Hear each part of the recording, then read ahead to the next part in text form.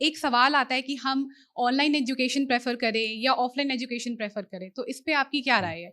क्योंकि एक विकल्प ऐसा भी होता है जब हम हाइब्रिड एजुकेशन चूज करते हैं, तो इस पर आप क्या बोलेंगे? ये कोविड का बहुत बड़ा योगदान है कि हमारे पास एक नया ऑप्शन कम से कम क्रिएट हो गया है कि ऑनलाइन या ऑफलाइन। ये प्रश्न केवल पढ़ाई का है नहीं, व्यापक प्रश्न है। जैसे आजकल टेलीमेडिसिन भी उपलब्ध है। अगर आपकी तबीयत खराब हो, आप डॉक्टर से ऑनलाइन अपॉइंटमेंट ले सकते हैं, वीडियो कॉल पे बता सकते हैं कि मेरे सिर में दर्द है। वो वीडियो कॉल पे आपके सिर को क्लोजअप पे देखेगा कि कहाँ दर्द है, आप दबा के दिखाएंगे। वो कहेगा थोड़ा इधर दबाओ, फिर आप इधर दबाएंगे, फिर इधर दबाएंगे, यहाँ दर्द है, यहाँ दर्द है, यहाँ दर्द है, नहीं दर्द है।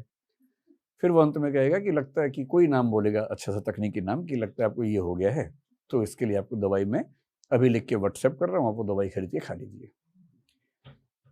आपको इलाज तो मिल ही गया, पर अधिकांश मामलों में संतोष नहीं मिलता है। लगता है कि ठीक से दबा के देख ले सिर तो ज़्यादा सही डायग्नोस कर पाएगा। फिर आप चाहते हैं कि मैं डॉक्टर के पास जाऊं, डॉक्टर आमने सामने बैठ के बातचीत भी करे और जो भी चेकअप्स करने के बाद फिर बताए कि मुझे कौन सी दवाई की ज़रूरत है। ये सिर्फ यहाँ नहीं है, ये हर फील्ड में है।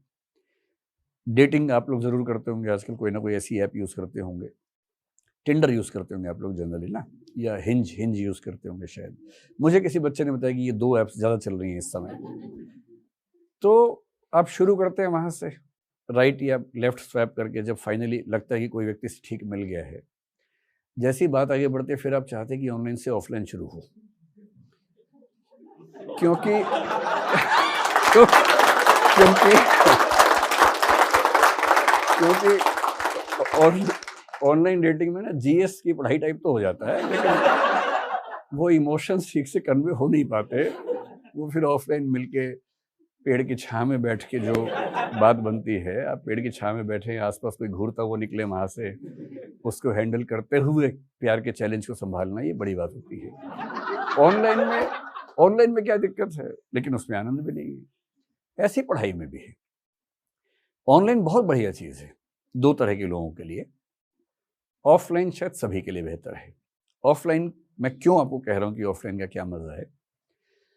मेरी शुरू से ये धारणा रही है कि कोई अच्छा कॉलेज इसलिए अच्छा नहीं होता कि वहाँ टीचर्स अच्छे हैं, वो इसलिए अच्छा होता है क्योंकि वहाँ बच्चे अच्छे होते हैं। और ये बात एजुकेशन में स्थापित सिद्धांतों में से एक है कि कॉलेज जाने वाला बच्चा, स्कूल जाने वाला बच्चा कम से कम 2/3 से 3/4, 66 से 75% के बीच में टीचर से नहीं सीखता है, क्लास में नहीं सीखता है, वो माहौल से सीखता है, बाकी बच्चों से सीखता है, उनसे कंपटीशन करके सीखता है। फिर जब बच्चों में झगड़ा होता है, पहली बार सिर फूटता है, तब उसको रियलाइज़ होता है कि झगड़ा होना क्या है, सिर फूटना क्या है। जब 10-10 बच्चे टीम बना के खेलते हैं तो रियलाइज़ होता है कि टीम बिल्डिंग क्या है, टीम में कैसे काम करना है। ये सारी चीज़ें आप ऑनलाइन में सिखाना चाहें तो ये असंभव जैसा मामला है, जब तक आप एविटर बन के उस वर्ल्ड में ना जाएँ जो इसका वर्ल्ड है, ये मार्क जुकरबर्ग वाला वर्ल्ड जो है, उसमें शायद हो आगे चलकर तो हो। क्या बोलते हैं उसको? मेटावर्स। हाँ, जब तक मेटावर्स ना आए तब तक कहना मुश्किल है। उसके बाद भी कितना सुकून मिलेगा, मैं तो पुरानी पीढ़ी का आदमी हूँ, मुझे कम सुकून महसूस होता है। आपको शायद हो जाए, आपको ना हो तो आपकी अगली पीढ़ी को शायद हो जाएगा, लेकिन अभी तक तो होना मुश्किल है। ठीक वैसे ही जब कोई बच्चा ऑफलाइन क्लास में आता है, दिल्ली पढ़ने के लिए मान लीजिए, दिल्ली में केवल क्लास नहीं होती है, दिल्ली एक पूरा पैकेज होता है। वो बच्चा गांव से, कस्बे से आया है, पहली बार वो दिल्ली में खुलापन देखता है, नई चुनौतियां देखता है, एक खराब से इलाके में खराब सा सीलन भरा कमरा लेके रहता है किराए पे। उसको पहली बार समझ में आता है कि जिंदगी ऐसी भी हो सकती है। ऐसे कमरे में जहाँ आसपास बदबू भी आती हो, वहाँ रह के तपस्या करनी पड़ती है। वहाँ वो तपस्या करना सीखता है। फोर्टिट्यूड जिसको हम बोलते हैं, परसिवियरेंस जिसको हम बोलते हैं, परसिस्टेंस जिसको हम बोलते हैं, वो गुण उसके अंदर वहाँ डेवलप होना शुरू होते हैं।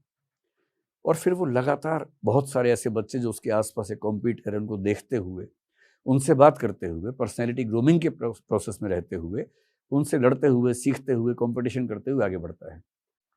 कभी डिप्रेशन भी होता है, उसी में से कुछ दोस्त बनते हैं जो उसको संभालते हैं, कभी वो किसी को संभालता है। फिर इस उम्र में आकर्षण भी होते हैं, वो आकर्षण ऑनलाइन नहीं चल पाते हैं, आकर्षण ऑफलाइन नहीं चल पाते हैं। ये सारी एक दुनिया है। ये 21 से 23-24 साल की जो उम्र है जिसमें आपको एग्ज़ाम देना होता है, ये एग्ज़ाम केवल एग्ज़ाम की उम्र नहीं है, ये उम्र बहुत सारी चीज़ें करने की उम्र होती है। और वो सारी चीज़ें तभी मिलेंगी जब आप एक ऐसे माहौल में होंगे, एनवायरनमेंट में होंगे। वरना कॉलेज में ऐसा क्या पढ़ाया जाता है? मेरी तो बड़ी सामान्य समझ है कि ह्यूमैनिटीज़ में जो आमतौर पे कॉलेज में पढ़ाया जाता है, उतनी पढ़ाई कोई समझदार व्यक्ति 1 साल की पढ़ाई 1 महीने में आराम से कर सकता है, अपने घर बैठ के कर सकता है।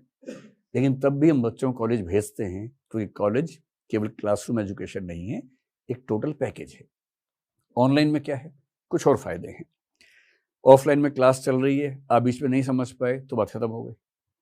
आप 2 दिन नहीं आ पाए तो बात खत्म हो गई। आप टीचर से ये नहीं कह सकते फिर रिपीट करो मेरे लिए, ये नहीं कह सकते। ऑनलाइन में आपको सुविधा है, आप एक क्लास को 4 बार सुन लें, बीच में ब्रेक दे दें, कस्टमाइज कर लें, 1.25x पे सुन लें, स्पीड बढ़ा के सुने, स्पीड कम करके सुने, रिपीट करके सुने, एक बात को रुक रुक के सुने। ये सारे ऑप्शंस ऑनलाइन में, ऑफलाइन में नहीं होते हैं।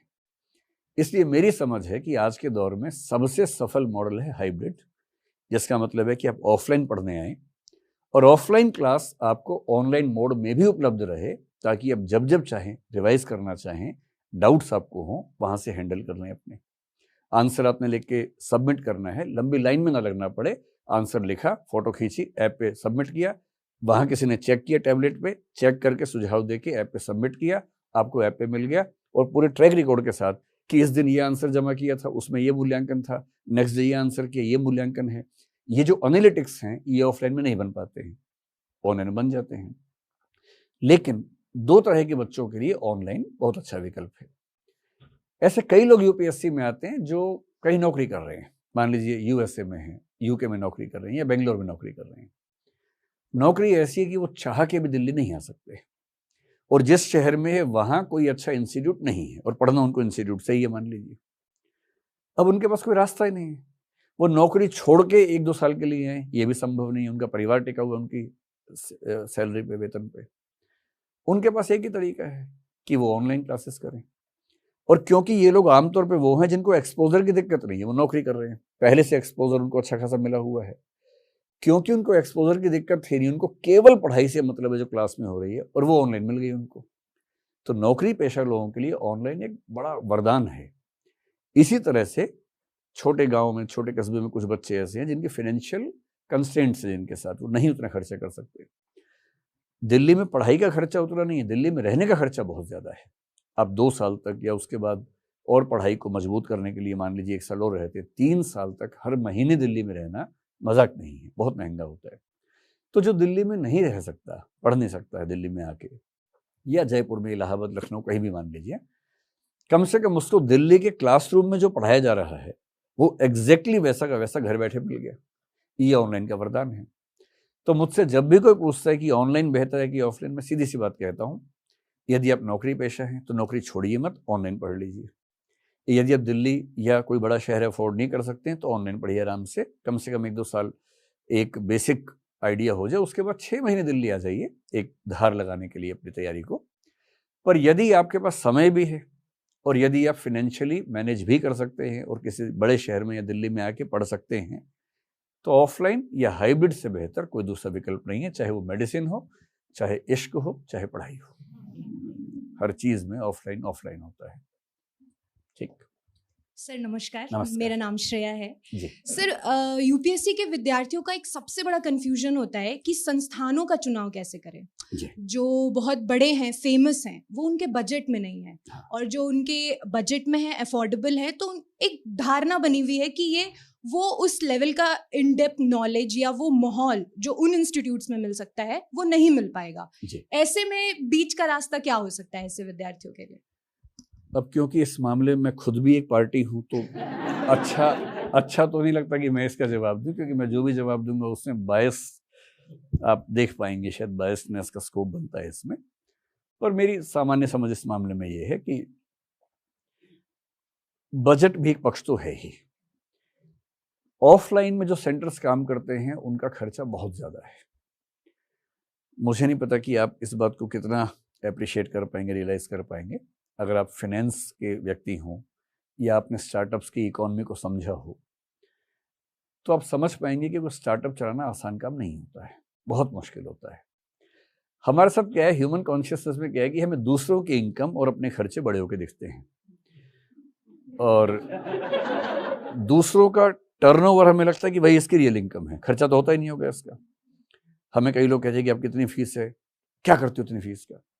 उन्हें ये भी समझाना व्यर्थ है कि जितनी फीस